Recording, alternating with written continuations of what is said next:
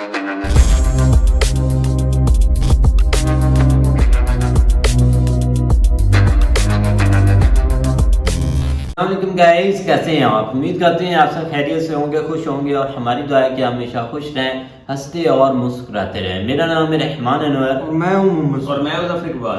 और भाई आज हम देखने जा रहे हैं अतीक अहमद और अशरफ, उनका जो भाई है भाई, उनको रात को ये रात गुजरी है, इसी रात भाई उनको वो भी दूसरा गया। और भाई अब देखते हैं कि नेक्स्ट किसकी बारी है, क्योंकि वही बोलते हैं ना कि भाई जो भी वहाँ पर ऐसे काम करते हैं उनको ख़त्म किया जाएगा। लेकिन ये कि हमने उनकी हिस्ट्री भी जानी थी। खैर सबसे पहले वीडियो देखते हैं, तो करते वीडियो स्टार्ट और देखते हैं। अब जैसे दी लास्ट वर्ड्स कि देखिए ऐसा है गुड्डू मुस्लिम दान, ये भी एक राज रह गया कि वो क्या बोलना चाह रहा था। 10 साल बाद डिस्कस करेंगे, नहीं 5 साल बाद बताएंगे क्या बोलना चाह रहा था। दोस्तों बड़ी अच्छी घटना हुई। रात से ही हल्ला मचने लगा, मिशन भारत से वापस आइए वापस आइए। मैंने कहा यार सुबह बच्चे छोड़ के मैं वापस नहीं आऊंगा, पहले बच्चों से मिल लूं फिर वापस आऊंगा। इसीलिए वीडियो आप लोग को थोड़ा लेट मिल रहा है। शाम को मिशन भारत था, सुबह आने में लेट हो गया। घर पहुंचा, बड़े भाई मिले, बड़े कूल आदमी हैं, मल्टीनेशनल में टॉप पोस्ट से रिटायर हुए थे, प्रीमेच्योर रिटायरमेंट लिया था। कहने लगे, मैंने बोला कि देखा यार वो अतीक और अशरफ का, तो गेट बंद कर रहे थे। कहने लगे यार those who live by the gun they die by the gun.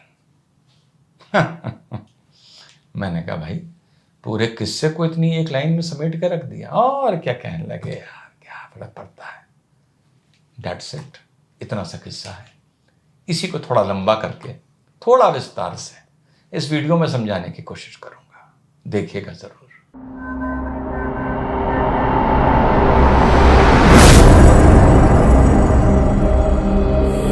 Hello नमस्कार सत श्री अकाल अस्सलाम वालेकुम, कैसे हैं जनाब? अलग अलग पहलुओं से, बाकी तो रात से तो सब आप देख ही चुके हैं। वो वीडियो अपलोड करने का कोई फायदा नहीं है, कम्युनिटी गाइडलाइंस का वायलेशन होता है। और जो हमारे माननीय योगी आदित्यनाथ जी ने विधानसभा में बात बोली थी मिट्टी में मिला देंगे, वो उस बात को मैं बाद में लेके आऊंगा, अभी नहीं लेके आऊंगा। जब असद का इनकाउंटर हुआ था तो उस बात को मैं सबसे पहले लेके आया था, because this is a responsible platform and I am a responsible commentator.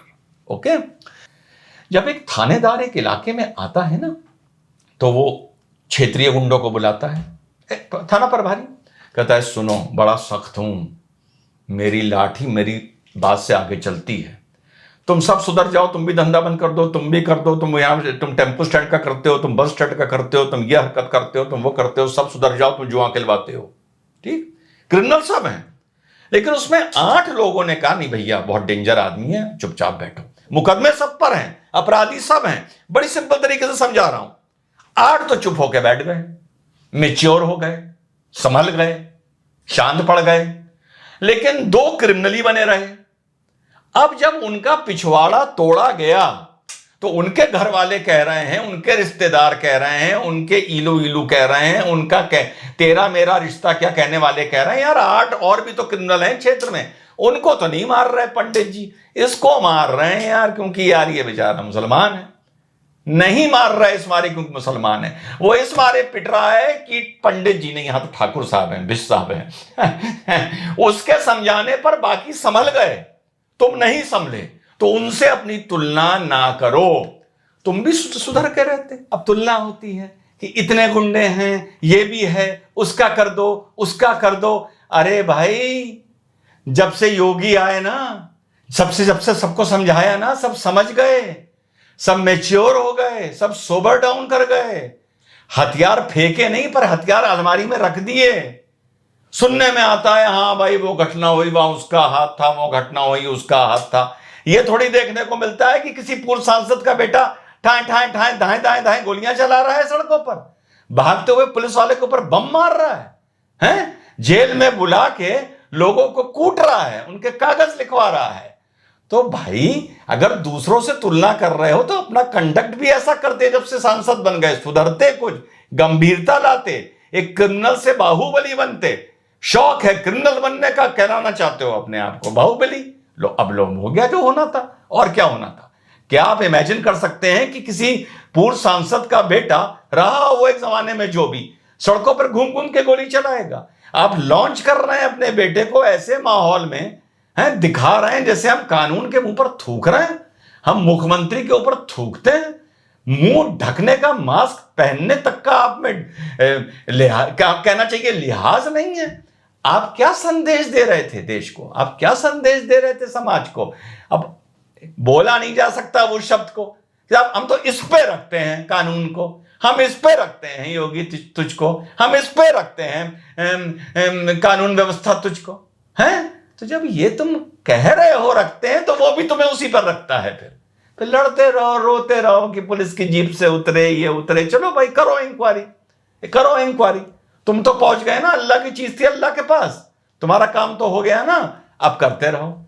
मुंह पर काबू नहीं साहब, जब बाहर निकलूंगा तो बताऊंगा, ये होगा तो वो करूंगा, वो होगा तो वो करूंगा। अरे मुंह बंद रखो यार, समाज से माफी मांगो, योगी से माफी मांगो, मुख्यमंत्री से माफी मांगो। ये स्टेट है, ये स्टेट अपनी औकात पर जब आ जाए। पहला आदमी था उस जमाने में कोई 370 हटाने की बात नहीं करता था। जो कोई सीनियर लोग होंगे जो मुझे काफी दिन से जुड़े हुए हैं, वो मेरी गवाही देंगे इस बात पर। मैंने बाबर कादरी से बोला था कि जिस दिन मेरी फौज अपनी औकात पर आ गई, बाबर कादरी लाल चौक तो छोड़, तो अपने घर की सीढ़ियों पर पांव नहीं रख पाएगा। हंसते थे मुझ पर कश्मीरी अलगाववादी, वो ही हुआ, सीढ़ियों पर पांव नहीं रख पाए। ये स्टेट होता है, स्टेट। जिस दिन ये तौकीर वकीर और ये हैदराबादी, जिस दिन स्टेट को ये लगा कि अब ये लोग देश को डिस्टर्ब कर रहे हैं, अब ये हमारे लिए मुसीबत बन रहे हैं, मैं मौजूदा हालात की बात कर रहा हूं, चार मीनारा से शेरवानी का कॉलर पकड़ के खींचते हुए ले जाएंगे, और किसी में इतनी हिम्मत नहीं होगी कि घर की खिड़की खोल के भी देख ले। अगर ऐलान हो जाएगा कि खिड़कियां बंद रखना, तो खिड़कियां जो बोलते रहते हैं ना, आओ ये करो और ये कर देंगे और वो कर देंगे, ये तब तक होता है स्टेट में, तब तक स्टेट बर्दाश्त करता है। एलटीटी का प्रभाकरण भी यही बोला करता था कि 1/4 श्रीलंका तो मेरा हो गया है। एक गलती की थी, chief of the army staff के गिरेबान पर हाथ डाल दिया था। 45 दिन सिर्फ कुटाई हुई थी, कुटाई कुटाई कुटाई, और कुटाई के बाद और कुटाई। ये स्टेट की ताकत होती है। जो ये बड़बड़ाते हैं ना ये बरेली वाले और हैदराबाद वाले, जिस दिन औकात पर स्टेट आ गया और बता दिया उसने, तो घसीटते हुए ले जाएंगे। जीप दरवाजे भी लाके नहीं रोकेंगे, 400 मीटर दूर रोकेंगे और चलाएंगे नहीं, घसीटते हुए तुमको ले जाएंगे और तुम कुछ कर नहीं पाओगे। यही समझाता हूं। जो ये डिबेटों में बैठ बैठ के लोग मुंह से गंद उगलते हैं ना, जिस दिन खोपड़ी स्टेट की घूम गई, पिछवाड़ा ऐसा लाल कर दिया जाएगा कि डिबेट करने के लिए कुर्सी पे बैठने का दम नहीं होगा। भरतपुर के राजा का किस्सा पढ़ो गूगल करके, वीडियो लंबा नहीं करना चाहता, पढ़ो भरतपुर के राजा का video, the killing of the Raja of Bharatpur. Indira Gandhi को नाराज कर दिया था। इंदिरा गांधी ने जो कैंडिडेट लड़ाया था वो हेलीकॉप्टर से जब उतरा और जब वो पब्लिक मीटिंग में गया, तो खाली खड़े हेलीकॉप्टर पे राजा ऑफ भरतपुर ने लाके अपना जोंगा बढ़ा दिया था। पढ़िएगा गूगल करके, इतना लंबा किस्सा नहीं सुनाऊंगा, अगर लोग कहेंगे तो बाद में पूरी कमेंट्री वीडियो बना दूंगा इस पर। खाली खड़े जोंगे पर मैडम ने कहा इसका दिमाग दुरुस्त करो, बस इतना ही कहा होगा, मुझे क्या पता एग्जैक्ट क्या कहा था। अगले दिन अरेस्टिंग देने जा रहे थे या पुलिस अरेस्ट करने जा रही थी, साहब ने राजाई दिखाई थी। यह होता है स्टेट, ये बता रहा हूं आप लोगों को। बाजार में खड़े होकर, बाजार में खड़े कर कर राजा और भरतपुर को गोली मार दी थी। जी करिए गूगल, पढ़िए। तो ये होता है स्टेट। तो ज्यादा मुंह पर ताले लगा के रखो। अगर निजाम बदला है तो उस निजाम के हिसाब से अपने अंदर लचीलापन लाओ, वरना इंक्वायरियां होती रह जाएंगी। बाबा जी को टल्लू निकलेगा अंदर से। अब एक आदमी कहता है भाई हम तो जेल में हैं, यही कहा जा रहा है ना, वो तो जेल में है, क्या करता। यार तुमने जेल ही में जायसवाल को उठवाया, तुमने जेल ही में उसको जेल के अंदर बुला के पिटवाया, उसे धमकाया, उसकी गाड़ी तक के कागजों पे साइन करा लिया, उसकी सारी प्रॉपर्टी पे साइन करा लिया। ये काम तुमने तो जेल के अंदर ही रहते हुए किया ना, तो तुम्हारी कौन इस बात पर रहम खाएगा? वो तो बेचारा जेल में, वो क्या कर लेगा? तुम तो अपनी जेल की हरकतें तक दुनिया को दिखा चुके हो। उसी चक्कर में तुम जेल में हो, उसी चक्कर में तुम्हारे 10 गुर्गे जेल में हैं आज तक यार। सो नंबर 1 फॉल्ट, बिलीविंग कि crime will always remain in society. तो भैया हर तरीके से जैसे होता है, जो ऐसे माइंड के लोग हैं, तुम भी अपने आप को मैच्योर करो, वरना लोग गेट खोलते हुए यही कहेंगे कि those who live by the gun die by the gun. Those people who don't live by the gun they also die by the gun. लेकिन जब उनको गोली लगती है तो लोग कहते हैं गलत हुआ। जब तुम्हें गोली लगती है तो लोग कहते हैं कि ये इंसाफ हुआ। और ये ह्यूमन राइट इसका मुद्दा बाद में उठाऊंगा, ये सब बिल्कुल बकवास की बात है। अभी तो मैंने आपको सिर्फ एक रूपरेखा बताई कि अगर सारे क्रिमिनल भी हो कम वक्त, तो 10-20 साल में जब सांसद बन गए हो तो मैच्योर हो जाओ, सोबरिटी ले आओ। अब आते हैं मुद्दे पर, किसने कराया? देखो यार, मैं तो वो प्लेटफॉर्म हूं कि जब मुझे सीधे सीधे कहना था मान गए योगी जी किसके, असद के एनकाउंटर में, तो मैंने बोला। यहां पर मैं अपने मन से ये कभी नहीं बोल सकता कि it is a state sponsored killing, कभी नहीं बोलूंगा मैं, never ever. State sponsored extra judicial killing, ये मेरी गैर जिम्मेदारी वाली बात मैं जीवन भर में नहीं बोल सकता, ठीक। लेकिन सारे पहलू डिस्कस कर लेते हैं, फिर वीडियो को खत्म करते हैं। बहुत आप लोग न्यूज देख चुके हैं। जब 6 दिसंबर की घटना हुई, वहां से जोड़ रहा हूं इस चीज को आप लोग को समझाने के लिए, तो 6 दिसंबर से पहले जब वहां सारे कार सेवक इकट्ठा हो रहे थे, बहुत मूसलाधार बारिश होती 5 दिसंबर और 6 दिसंबर के बीच में। राम जन्मभूमि बाबरी मस्जिद का किस्सा सुना रहा हूं। जब सब भाजपा के नेता वहां जमा हो रहे थे, कार सेवा होगी, और बारिश के चलते ही वो स्ट्रक्चर, मस्जिद, ढांचा, मैं इसमें जा ही नहीं रहा हूं, गिर जाता। सेहरा किसके बनता? इंद्रदेव के नहीं, सेहरा बनता भाजपा के, कि भाजपा की शक्ति देखो कि इंद्रदेव भी उसकी मदद करने आ गए। अब आप इसको संजोग कहें, आप इसे कोइंसिडेंस कहें या कुछ कहें, मुंह से किसने बोला था कि मिट्टी में मिला दूंगे? बाबा ने बोला था। सेहरा किसको बंधेगा? बाबा को बंधेगा। बाबा राजनीति में है, एनजीओ तो चला नहीं रहे हैं। हर चीज को वोटों के नफा नुकसान के हिसाब से देखा जाता है।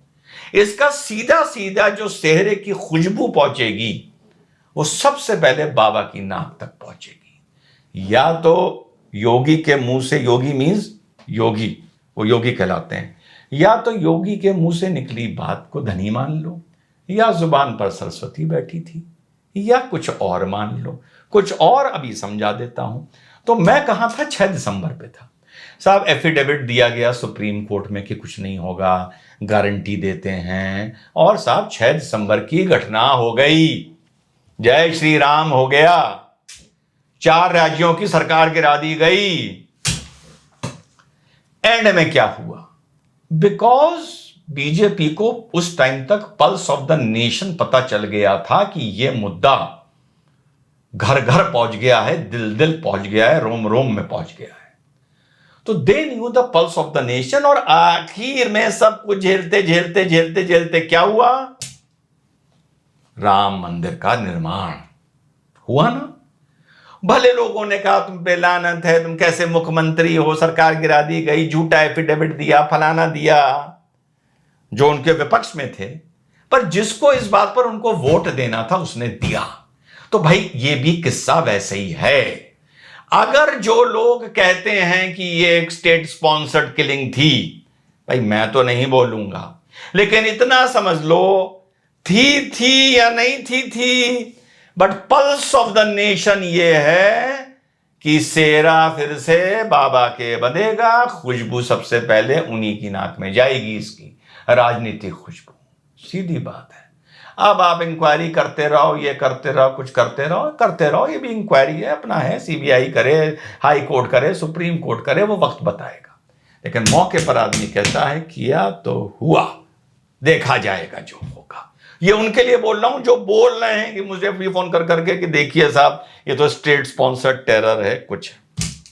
Pulse of the nation public को पता है। अब तुम कहते रहो ये इसने किया, ये किया, संविधान का इनकाउंटर हो गया, फलाना हो गया, लॉ एंड ऑर्डर खराब हो गया, पुलिस के मौजूदगी में ऐसा हत्याकांड हो गया जो जिंदगी भर नहीं देखा, कहते रहो, तुम कहते रहो। जहां इसकी खुशबू पहुंचनी है वो वहां पहुंच जाएगी, तुम उसे ना रोक पाओगे। और पल्स ऑफ द नेशन ये है कि जितना तुम इस घटना का आरोप बाबा पर लगाओगे उतनी फूलों की खुशबू और बढ़ेगी, जितना लगाओगे, जितना सीना पीटोगे। अब जैसे दी लास्ट वर्ड्स कि देखिए ऐसा है गुड्डू मुस्लिम दाएं, ये भी एक राज रह गया कि वो क्या बोलना चाह रहा था। 10 साल बाद डिस्कस करेंगे, नहीं 5 साल बाद बताएंगे क्या बोलना चाह रहा था। जो हमारा समीकरण बिल्कुल उल्टा हो गया। हमने क्या कहा था? गुड्डू मुस्लिम गिरफ्तार नहीं होगा, असद गिरफ्तार होगा, यही कहा था ना मेरे भाई। ऐसा ही था, सारा गेम बदल गया। हम क्या करें स्टूडियो में बैठे बैठे। जय हिंद, वंदे मातरम, खुदा हाफिज। तो जैसा भाई आपको पता है अतीक और अशरफ जो रात को भाई वो तो पुलिस गाड़ी से उतरे थे, तो पीछे से बिल्कुल ऐसे साथ मिलकर जुड़कर वो चल रहे थे, और साथ में आई थिंक एक पुलिस ऑफिसर था और उस पीछे से गोली मारी थी ऐसे हाथ नहीं, नजर वो आया। मुझे लगता है कि मीडिया का उन्होंने भेस लेके ना, मीडिया हाथ में कैमरे और जो है ना वो माइक वगैरह जो है ना उसके साथ वो इन हुए थे। उसका ये है ना कि वो फिर पुलिस वालों को, पुलिस वाले ये समझ रहे थे कि मीडिया वाले, ठीक है ना, उससे जो है ना ये चीज़ जो है ना वो मतलब उनको समझ नहीं लगी, या है कि जो है ना वो अचानक ये सीन हो गया। लेकिन ये कि भाई फाइनल बात यही है, जैसा करोगे वैसा भरोगे। बाकी ये कि एक ना एक दिन जो है ना वो एंड होना ही है। जो भी आप, अगर आप जुल्म की साइड के ऊपर निकले हुए हैं तो उसका एंड तो वही होना ही है। अगर आपने कुछ ना कुछ किया, जिस तरह आपको पता है, हम खैर अगर अब अचानक वीडियो देखते तो शायद हम कहते कि यार ये गलत है, ये है, वो है। लेकिन जिस तरह बैकग्राउंड सारा सीन हमने देखा, या पता चला कि ये भाई यहाँ से स्टार्ट हुए एक तांगे वाले से और कहाँ तक पहुँच गए, ठीक है, तो ज़ाहिर बात है उसके पीछे ये रीजंस सारी थी। लेकिन ये कि ज़ाहिर बात लॉ एंड ऑर्डर सबसे इम्पोर्टेंट है किसी भी कंट्री। ऐसे किसी का मतलब कि सिर तो नहीं फिरा होता कि ऐसे मतलब कि हर चीज कर देना, कोई ना कोई पीछे सीन हुआ होता है और काफी एक हर चीज को देख कर कोई एक्शन वगैरह लेता है। लेकिन देखो ना, अब कानून की बात करें तो भाई कानून वो अब नहीं, उनको पता चला कि ये कैसे वाकया हुआ कैसे नहीं। भाई हमें तो अभी तक भी पूरी स्टोरी का नहीं पता। मैं तो पहले अतीक वो लड़के को समझ रहा था और अशरफ भी, लेकिन रात को पता चला। अभी तो मैंने वो वीडियो देखी नहीं थी, एक न्यूज़ ही देखी थी जो कि रात को 11 का टाइम था ना, 11-12 का यही टाइम था, तब ये वाकया हो चुका था। लेकिन देखो ना, अब माफिया हर जगह पाया जाता है, लेकिन कुछ माफिया भाई ऐसा होता है भाई वो एक चौधरी बन जाता है माफिया। उनके एक बहुत लंबे हाथ आगे तक चले जाते हैं कि उनके मतलब कि हुकूमत में हाथ चले जाते हैं, वहाँ पर उनको लोग सपोर्ट करने लगते हैं। एक ना तो वो पुलिस को मानते हैं ना किसी कानून को मानते हैं। तो जहाँ पर भाई कानून है वहाँ पर लोग एक्शन भी लेते हैं और लेंगे भाई। जिसने गलत किया आपके सामने आप देख ले कि भाई यूपी में वो अभी हमने एक हाल ही में एक वीडियो बनाई थी ऑफिसर की, भाई पुलिस वाले की, तो वहाँ भी उन्होंने मर्डर किया था। उन्होंने बोला था कि पुलिस वाले को हमें भाई आज इसकी रिपोर्ट चाहिए, नहीं तो आपकी नौकरी आज ही भाई ख़त्म है, ठीक है। उधर उन्होंने अपना भाई कानून चलाना है, जो गलत होता था वो हो चुका है। अब भाई यूपी का बिल्कुल नक्शा बदलना है, जो भी क्राइम है उन्होंने ख़त्म करना है, तो वो ख़त्म होता हुआ नज़र आ रहा है आपके सामने भाई। नहीं, जो दूसरा ये कहते हैं ना कि उंगलियां उठनी है या मतलब ये चीज़ें होनी है, उसका जो है ना वो ज़ाहिर बात है जो भी इस तरह का सीन बनता है उसके डायरेक्ट इफेक्ट तो गवर्नमेंट के ऊपर पड़ता है। गवर्नमेंट को लोग जो है ना वो टारगेट करते हैं इस चीज़ के ऊपर। लेकिन यहाँ पे मसला ये है कि यहाँ पे लोग जो है ना वो काफ़ी हद तक इस चीज़ के ऊपर जानते हैं कि ये सीन हुआ क्यों है, ठीक है, और इस वजह से इस चीज़ को या मतलब कोई इतना जोर ये नहीं पकड़ेंगे। वो तो अब लोग सियासत खेलेंगे ना अपना, वो खेलेंगे, लेकिन आगे लोग काफी हद तक जानते हैं कि ये सीन क्या है और ये क्यों हुआ है, ठीक है ना, ये चीज है। लेकिन ये कि भाई एंड ऑफ यही हम कहते हैं कि एक ना एक दिन भाई ये कोई जो है ना जुल्म खत्म होते ही होता है, जो मर्जी हो जाए, आप जितना भी कर लें, जिस साइड के ऊपर भी निकल जाए, एंड होने ही है। बस हाँ। भाई उम्मीदें हमें भी यहाँ लगी हुई कि हो जाए इधर ठीक हमारे है, साइड भी। हर जगह के ऊपर होना चाहिए। Law and order very important है किसी भी कंट्री के लिए, स्टेट के लिए, सिटी के लिए। तो बिल्कुल। उसके लिए जो भी अगर कोई स्टेप अच्छे उठ रहे हैं तो भाई उनको मतलब सपोर्ट करनी चाहिए, बजाय इसके कि ठीक है अगर मतलब वो इतने ही है तो इस साइड के ऊपर जाए क्यों। हम आम बंदा तो नहीं जाएगा, नहीं सोचेगा इसके ऊपर सही। कि वो किसी के साथ इस साथ तक जाए। ठीक है, तो जो जाएगा जाहिर बात है उसमें फिर भुगतना भी तो है। सही बात है। हाँ। तो उम्मीद करते हैं कि आपको वीडियो पसंद आएगी। अगर पसंद आए तो लाइक सब्सक्राइब जरूर कीजिएगा और कमेंट में अपनी राय का इज़हार जरूर कीजिएगा।